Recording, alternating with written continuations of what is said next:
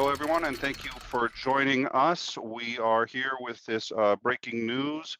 The tall volcano in Manila, Philippines is apparently getting ready to erupt. Now, this is an interesting story, and how serious it is, nobody actually knows yet. There are several different kinds of eruptions.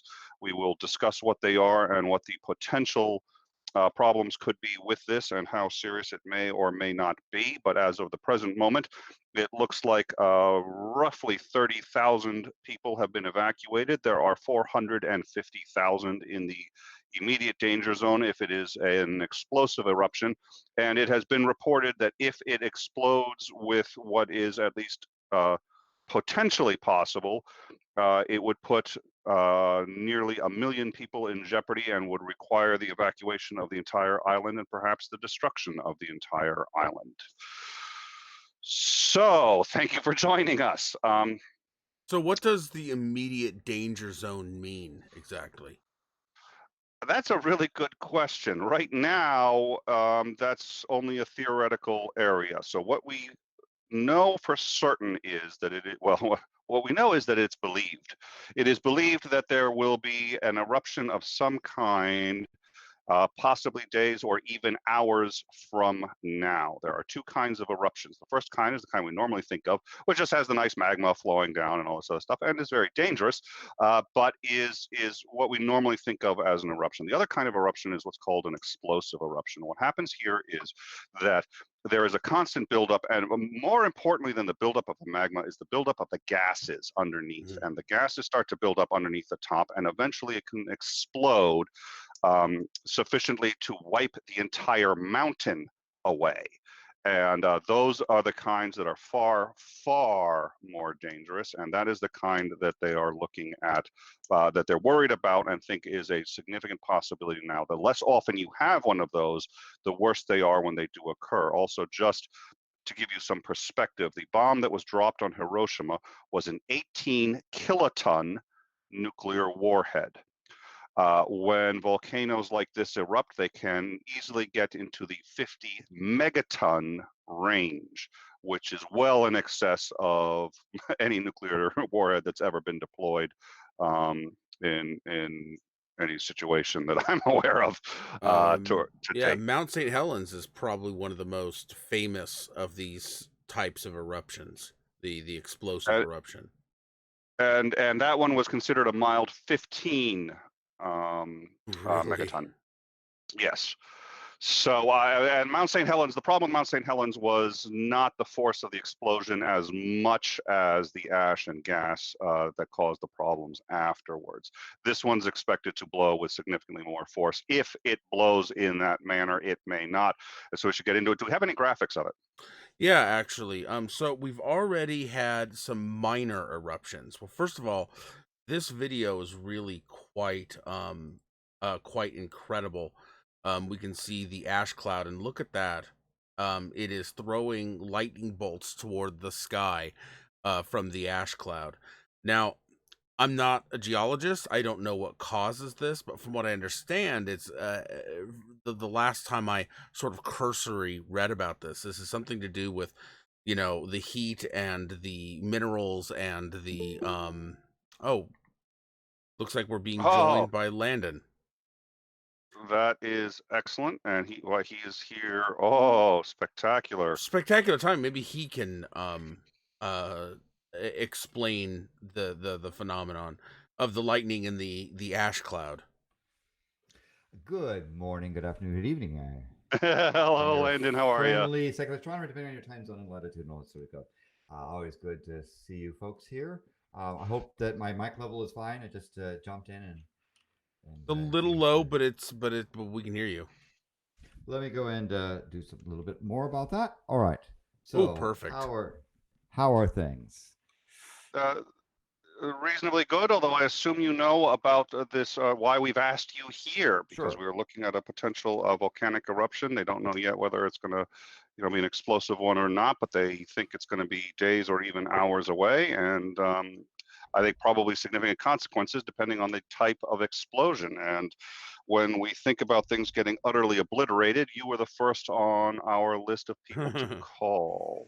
Well, I don't know if I should be flattered or insulted. So thank you. Well, it's mostly because every time we platform somebody who is permanently banned from YouTube, we always wonder what's going to happen to our channel. Yes, there you go. There you go. So Ansgar, I think wanted to ask you about the lightning. Yeah, Okay. the lightning in the ash cloud. Can you explain what causes that phenomenon? I'm just curious. It's static electricity. There's charges that the gas cloud gets electricity charged as part of its discharge. I have to step back and say, well, why is there a cloud, right? What causes it? And usually the usual cause is there's substances under pressure that are liquefied, that are turning to gas, right? It's a gasification of material. And some of that process can involve generating charges, particularly static electricity. A lot of, for example, ash cloud really is magma, where magma foam, right? And you've got dissolved gases under pressure in magma reaching the boiling point, and you get foam. Like if you took a can of Coca-Cola and you shook it up and you ripped off the top, you get this foam coming out. That's essentially what is happening. That process of and the ash, if you look at it under a microscope, will be just little chunks of bubbles. It will be you'll see sort of these glass half spheroid type things or chunks of what is a sphere in the mixture. That process of vaporization will also generate static charges. Hold on a second. There's somebody here. I have to let in. All right, I'll take it. Just a moment. Go for it. As you can see, there actually has been some minor eruption already. I've got images of that on the screen, but from what I was able to read, this is not necessarily an indication that it is just letting off steam. This may not be the main eruption. This is very likely just the the preamble, so to speak. Sure. And so again, I apologize for the interruption, but the process that process of creating rock foam or ash, it will generate static charges, and so that the gas cloud will actually you'll actually see arcs of electric current coming from the ground up into the system. I saw this in spades. Where I was at Mount St. Helens on May 18th, 1980, when it erupted, and there was a significant number of arcs coming from the side of the mountain up into the ash cloud, and they're particularly during the daytime, they'll illuminate the inside of what is otherwise an opaque gas cloud. But you're basically seeing static charges being generated from the foaming of the magma, and it's a fairly common phenomenon that results from magma being ejected in ash cloud form. It doesn't necessarily mean anything in terms of what's going to be happening next, because we've seen these sort of ash cloud type events that have turned into nothing. We've seen them as precursors to major explosives. Generally, if you talk about in terms of what one might expect with a volcano, and I have to say this particular volcano is on what's called the decade list. The decade list is the set of volcanoes that I consider to be some of the most dangerous. And reason why is its ability to have very aggressive eruptions and its proximity to people. In that sense, if you come back and look at if you look at that list, there are volcanoes that are worth these volcanoes that I think are worth watching because of their potential to create deadly eruptions. I would like to ask a bit about that. So real quick, just to recap for those of you who are just joining us, the Taal volcano in Manila, Philippines looks like it is getting ready to erupt. We don't know much about the kind of eruption, but it could be quite disastrous or reasonably innocuous, depending. And we're gonna get into some of those scenarios. The last time there was a major eruption, sort of worldwide, that was famous and understood, or it was famous and had significant impact, was in Iceland. It was the oh, I just can't, it was in 2010, the Icelandic volcano, which you may remember just ash over basically half of Europe, and there was Did you just try to stumble over that name and skip over it? uh, no, no, So what's no. the name of the Why? volcano then? The Icelandic volcano. Yes. Right, the Icelandic one. That is a Yes. Y'all, yeah. you're cool.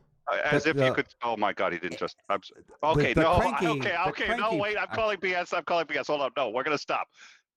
What was the name of it? Okay. If I say it without the proper accent, right, in a way that you can say Without the proper accent. Yes. Y'all. No, please. Oh Y'all, my God, here it is. you're cool. Jesus. And with the proper accent. Oh geez, it's been years. It's been years. I refer to it as Theological or the cranky Icelandic volcano. Yeah. Yeah. You see. Well, yeah. He got it right. He got it right. That's why he's here. Y'all, you're cool. Yeah. Oh my God. Okay. But yes, one that of the one. things. Also, the other one, even before that, probably is also in the Philippines, was Mount Pinatubo, which actually had probably one of the most notorious volcanic. There's something called the Volcanic Explosivity Index. Isn't that the one that VEI exploded in the level. 90s, where we have all that Yeah, wonderful 1991. documentary footage of like roads being engulfed in lava and stuff? Yeah. So 1991, and it was probably the second largest terrestrial eruption in the 20th century. The other one being the Navrapata in Alaska. That was in 1912. But 1991 was particularly interesting. The amount of ash it put into the stratosphere was significant, and it affected, for example, the brightness of a total solar eclipse, or total lunar eclipse, excuse me. At that time. Was that the Year of Darkness one? Well, I remember that particular this lunar eclipse following it was very dark. I mean, you had to be in a relatively light pollution free site to see much color in the moon, because of the amount of ash that was in the upper atmosphere. And so these are things where they will put in lots of aerosols into the air, and for about a year or so, you'll have a little bit diminished sunlight.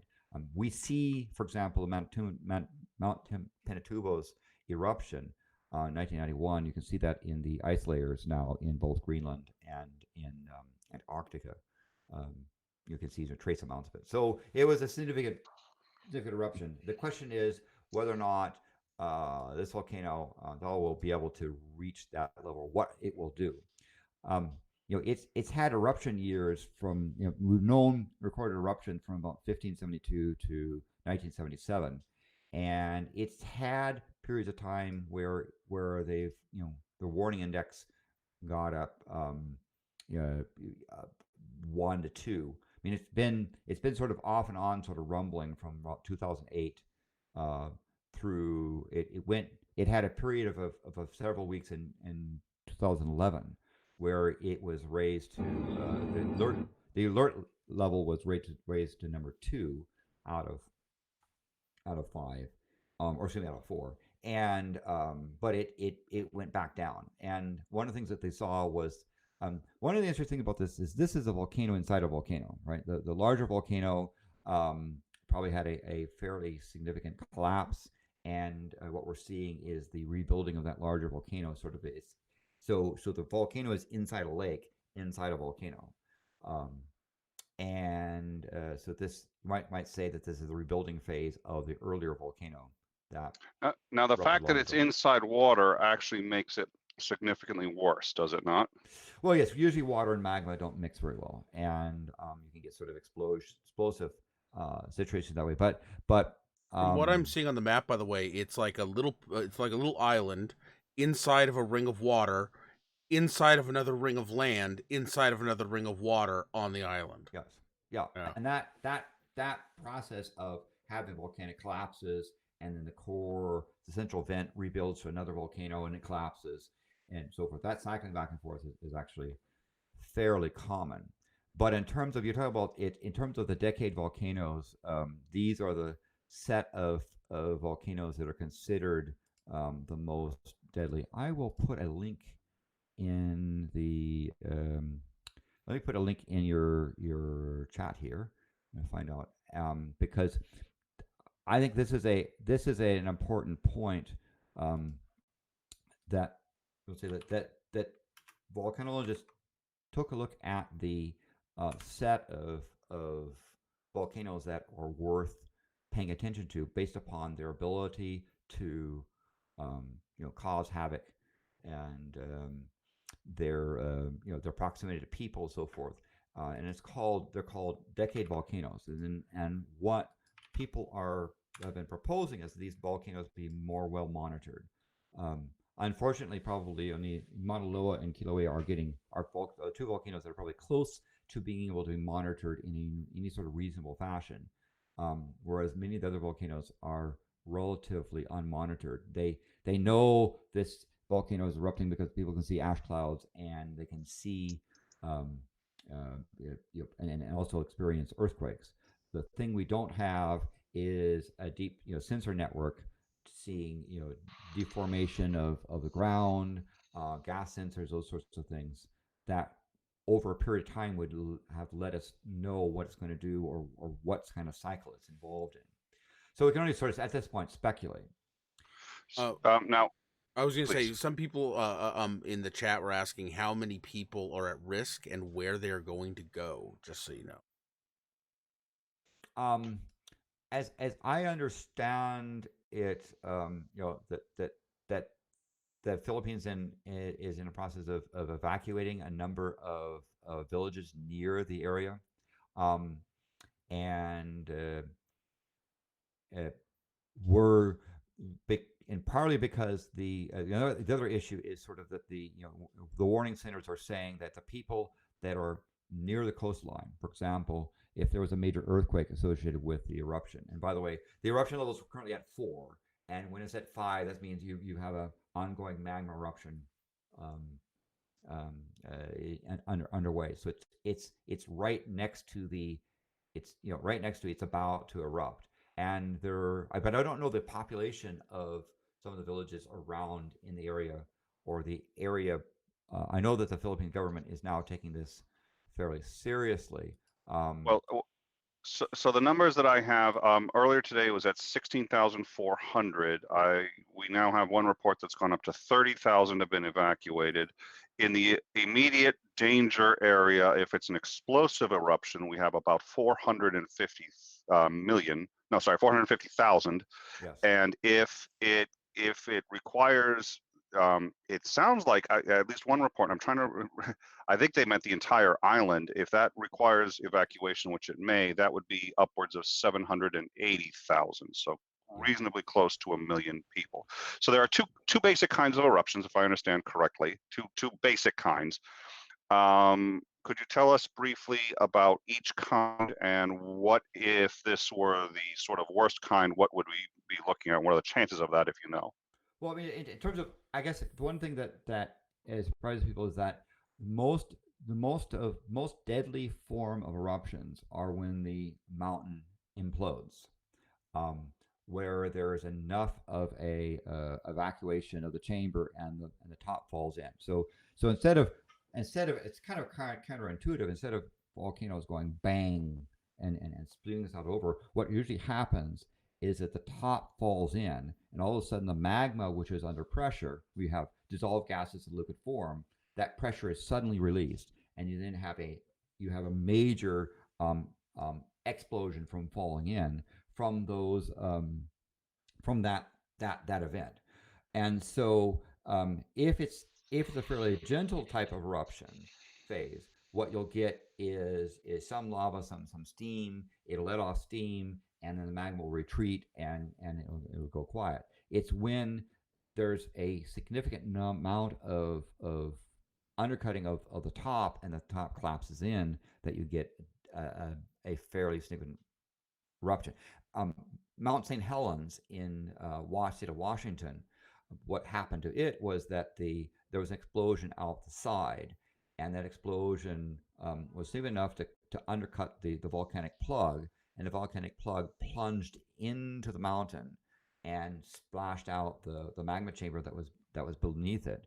And so that magma chamber being suddenly forced to the surface, or pressure released, emitted about a cubic kilometer of ash from that event.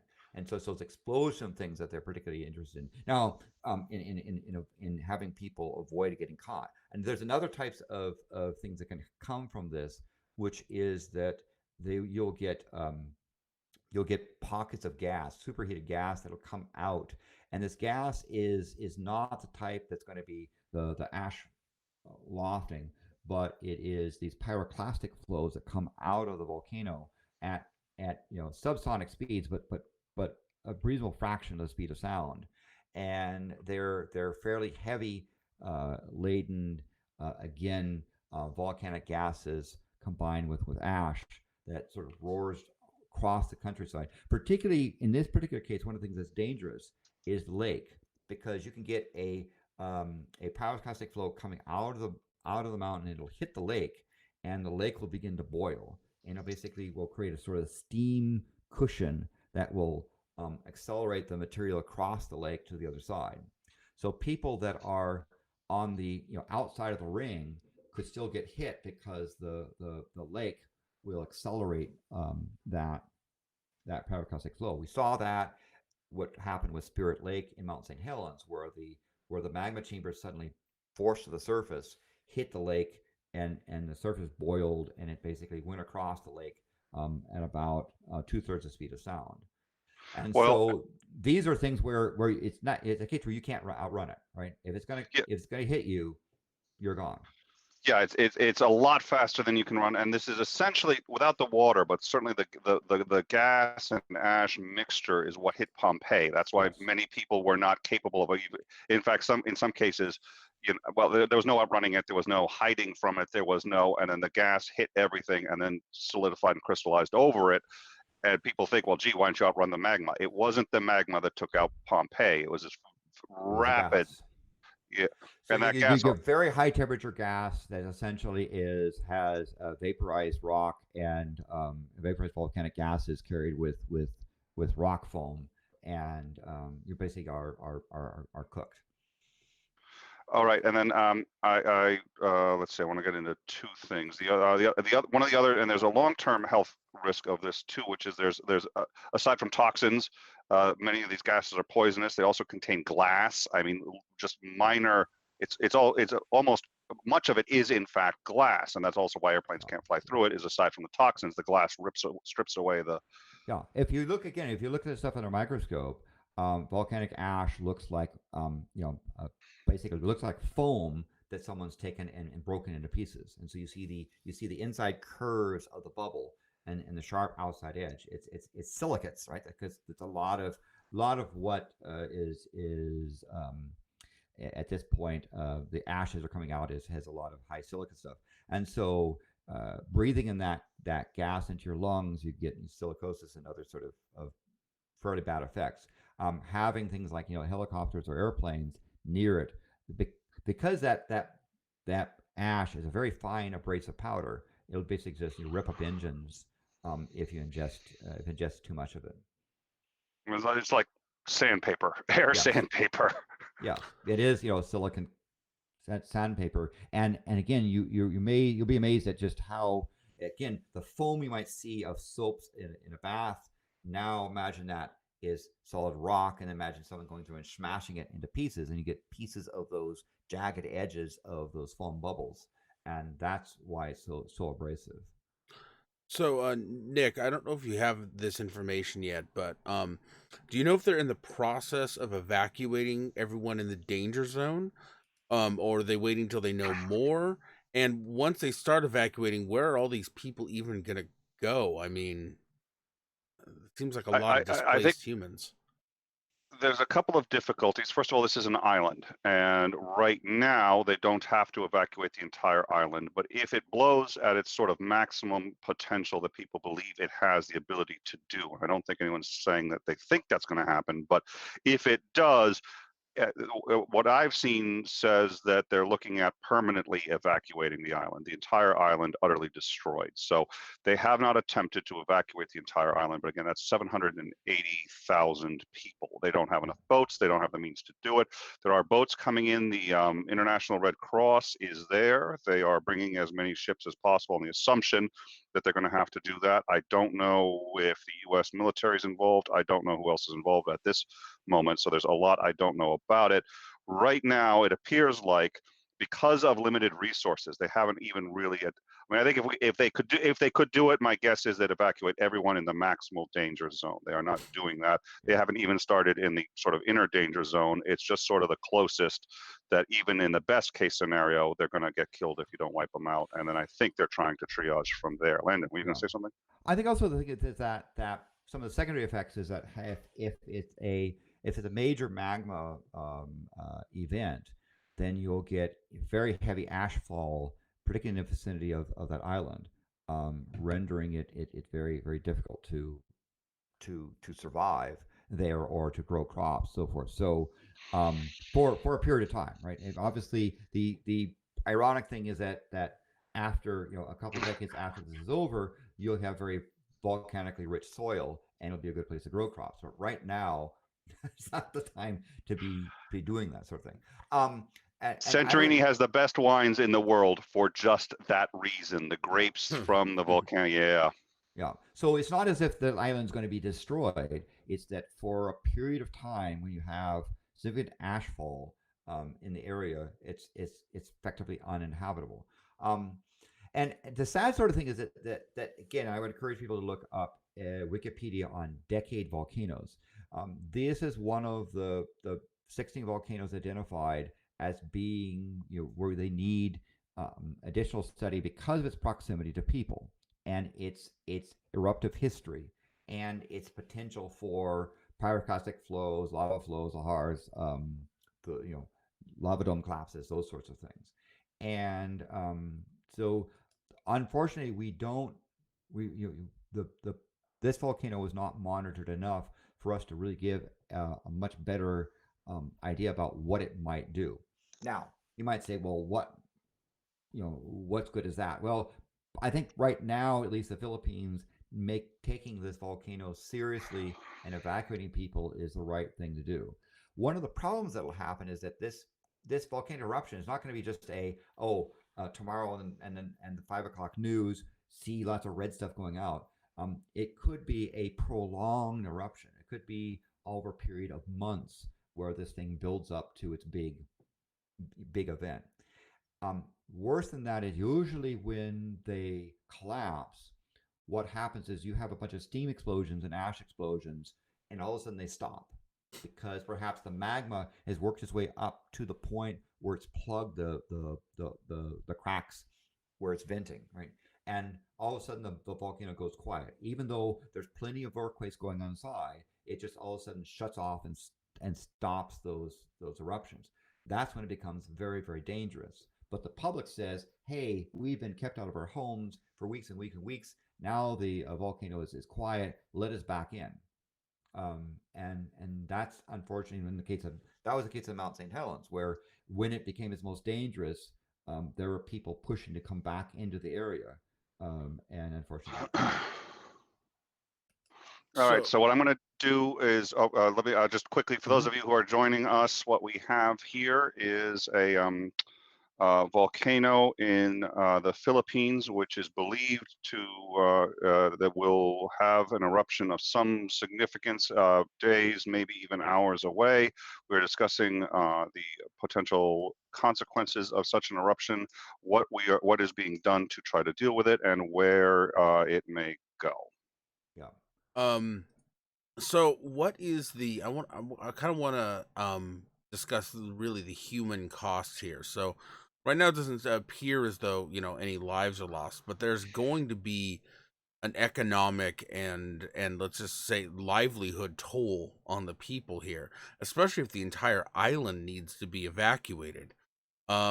So where we have no idea where this is going to go, and I know that the areas surrounding this island are vulnerable to tsunamis, and with the earthquakes, what are the chances of tsunamis spreading this, spreading the cost of this to other areas? Well, the volcano watch system in tsunami Pacific Tsunami Center is on high alert, and they have you know seismometers now that put in the area to try, and if there is an earthquake, try to understand is the earthquake tsunami generating. Not all earthquakes generate tsunamis, and in particular, there's certain types of motion that are particularly prone to generating tsunami versus other motions or not. So you can have a major earthquake, and if it's a lateral, where the ground is moving roughly, side, forward, backwards, rather than up and down, you can get a fairly strong earthquake with very little wave action. On the other hand, you can get a fairly slight shift vertically that can send a pulse out that can actually be quite deadly. So the if there was a major earthquake, several things there would be the seismometer to try to determine is it one of these up and down things or side to side, if you put it in layman's terms. Also, there's a series of buoys in the area that would begin to record the wave pulse, and from that they could develop a model to say where is tsunami going. Now, the bad thing about in the Philippines is that there are other islands that are within wave action distance of this big northern island in the Philippines, and so you could have a case where what happens is they know tsunami is coming, but the major pulse is back down into the Philippines, and so the other islands that are nearby could have their shorelines inundated by a wave. Right. Now, So, yeah. are there any U.S. coasts that could potentially be hit by a tsunami, and whether there are or aren't, what other coasts might be hit by it? I mean, yes, there certainly are things that could the coastlines, given the geography, you could have a case where the pulse would send out to, again, it depends on where the earthquake is and the motion, but you have a wave pulse that would be going to the from the Philippines to the northeast. Now, again, if such a wave pulse were to happen, we would have there's plenty of buoys in the Pacific Ocean that could generate, could detect the pulse generation. There are also some very good computer models that could then allow people to like places like Hawaii, you would have many hours before such a wave pulse were to reach them. But again, usually what will happen is there'll be an earthquake. They will go on alert. They will look. Seismologists and oceanographics will look at the data and make an assessment as to whether this is likely to generate a tsunami. They will then wait for confirmation of buoys to see the wave pulse. At that point, they can begin to develop a model as to where the wave's going and when it's going to reach there. So we shouldn't be surprised, except, of course, again, if you look at the map of the Philippines, there's plenty of islands around the area, around the coastline, where that wave pulse could to hit, and they don't have much time. I mean, the wave pulse would be fairly fast inside the Philippines. But again, this is speculation about what happens with there. Another hazard that comes from this type of volcanic eruption is, particularly with ocean water, you can get compounds of chlorine and fluorine that gets generated when superheated magma hits seawater, and or even fresh water. There are these sort of compounds that get generated that are fairly toxic gases, and so it's a place where you'd want to stay away unless you had a really good reason to be there, and you had even then with protective equipment and gas masks, you're putting yourself at risk. So one of the things I want to emphasize is this is not a place to go in to get you good pictures, right? If you are close enough to take pictures of this thing, you're probably in danger. Which clearly some people on Twitter are. Um, but I again, there's tend to, people that live in that area, so I can see that being yeah, done. yeah. All right, all right. So, I have to kind of reiterate, where are these people going to go? Because right now, roughly 30,000 people, best reports we have, maybe less, maybe more, are being evacuated, and possibly, very likely, more people.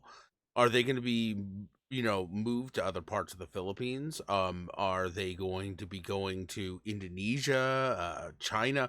Where are these people going to go, and what's going to be the there's going to be a huge economic impact from all these refugees. There's Sure, just gotta be. What's the and impact of the Philippines itself? and that's going to be a big problem because they have to look at the cost of moving these people Mhm. versus the risk, right? That just because there's a volcano going off in the big northern island in the Philippines does not mean everyone has to be evacuated. On the other hand, if this thing generates a very serious volcano eruption event, they will have wished they had probably evacuated more people.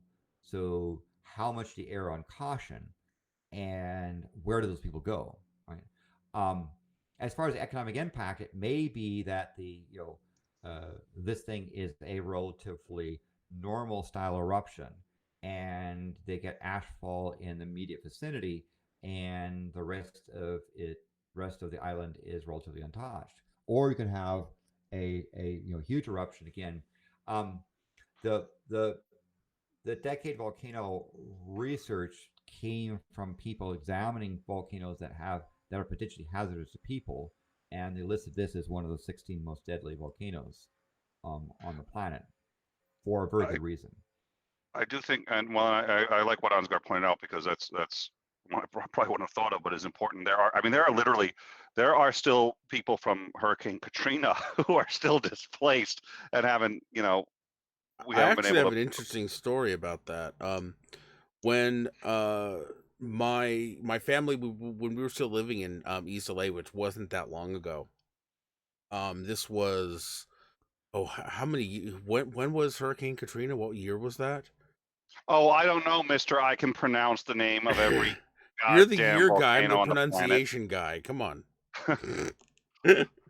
I um, I'm on way too little sleep to even attempt to Yeah. go Fair there. enough.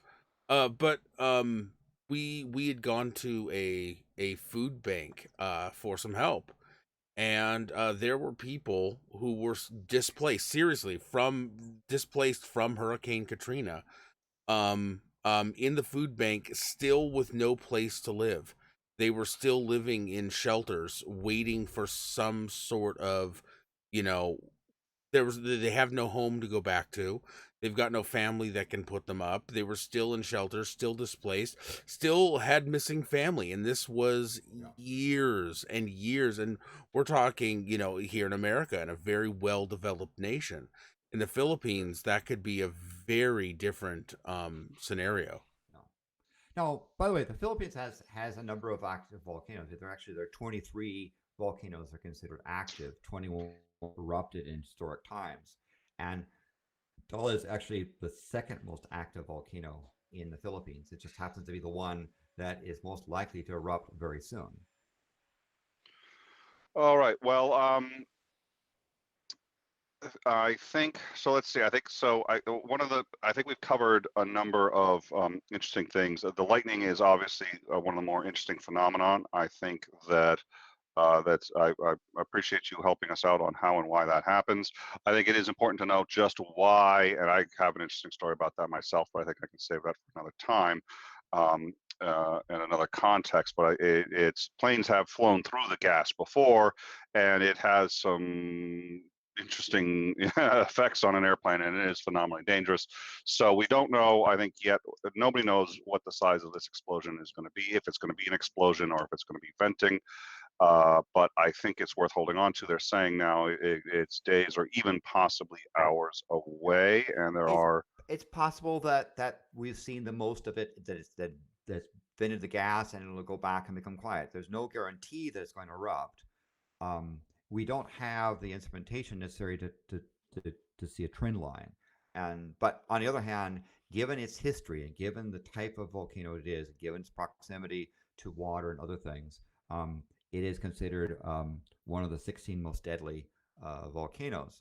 And yet, sadly, it's not as well monitored as it is. And by the way, in the continental United States, Mount Rainier is also on that list. But fortunately, it's not erupting. Well, I assume better monitoring would tell us, would give us a better idea of what this thing's going to do, and we just simply don't know. Yes. And the other thing, of course, is that the danger thing is that it might go into a quiet phase where the magma essentially has plugged up the vents. It's under pressure. It appears to has stopped, and then it has a major collapse and it goes bang. That's probably the worst case scenarios, I think. All right.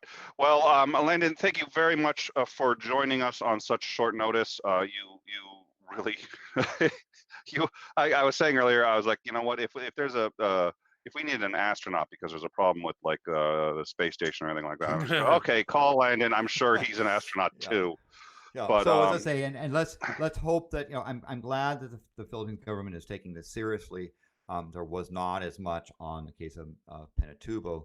I think that there's going to be a refugee crisis and relief crisis because they're going to have to make a choice between moving lots of people versus saying, well, maybe it's not going to be that bad. And given the type of volcano, I would err on the side of caution. I think that sounds good. It sounds like they're doing that to the best of their ability, but resources do seem low. So what I think we're going to. Yep, and it's always a pleasure to have you on. I think what we're going to do is, if there is something, reasonably, I mean, if there's something that's really leaning toward a scenario, we will of course come back and update you. Otherwise, I mean, if there's a magma or if not much, we won't get into it. We do have a few other shows this week. Ansgar, what do we have on the calendar coming up? Okay, so this Tuesday, we have on let's see. Oh yeah, we're doing a deep dive into the Iran situation with ProLib. And he's obviously pro-Iran, so we'll have totally. To in fact, he mourned Soleimani's death, and he was there. Yes, he would have been at the funeral if he could have been, because he's a Democrat, and that's what Democrats do. And I found out just if no, this was actually a bad joke. I think I'll stay away from that one. Very bad joke.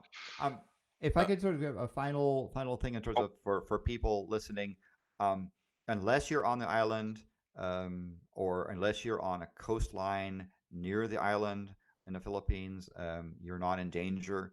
If there's a tsunami that's generated, we will have a long time to confirm the wave pulse. So no need to panic on there. On the other hand, I would look for, if you're really concerned, look for charities and relief organizations that have a good track record and a good ratings in order to, if you want to contribute. And also, don't forget our friends down in Australia that are having some fairly significant fire problems as well. Yes, and I think we'll end up doing an update on that one as well. And I will say, and Linda made a good point earlier, you shouldn't be taking pictures of this. You shouldn't be going up that. And that is one of the reasons, hopefully we can assist with that. Human life is valuable, which is why we're sending Dave McGinnis over to be our official photographer. He will take the photos and bring them back to us. And new official time so you don't have policy. Send the Canadian. I like it. Send the Canadian. So you don't need to get near the thing. We will have Dave take that risk for you. So yeah. So you were we've got Tuesday we've got Mr. who does have I noticed anti-aircraft training in his background. So I am concerned, and we'll discuss that later. Yeah. But yes, so I ran deep dive with ProLib on Tuesday. That's at 2 p.m. Eastern. On Wednesday, 2 p.m. Eastern, it will be just you and me, and we will be discussing the state of sexual education in America. All right, and we do actually, you know what? And I just realized we do have patrons. We have super chats. We are monetized. We also do have the membership, but I think we haven't turned that on yet because Dave needs to know how to flip a switch, and we haven't figured out. We haven't gotten him to that stage yet, but we'll get there. Blame the Canadian. Yes. I'm the Canadian, even though, yeah, what he's going to do is he's going to point out that I was the one setting that up. But he'll just apologize though. That's fine. That's the problem. He'll just and then we'll say you're not supposed to apologize. He'll say, oh, sorry. So, but we will keep everybody. Sorry is a trademark of Canada. You're big. It is. Yeah. So thank you all for joining us, and hopefully there isn't going to be any real more breaking news for the rest of the week. Unfortunately, last I checked, the impeachment has not successfully yielded removing anyone from office, so we will probably have breaking news later in. Oh, yeah, Ansgar, why don't you warm up the thing? I think we got something. Anyways, thank you all for joining us, and thank you again, Landon. We really appreciate it, and our audience appreciates having you. So thank you, and we will see you all tomorrow, folks. See you.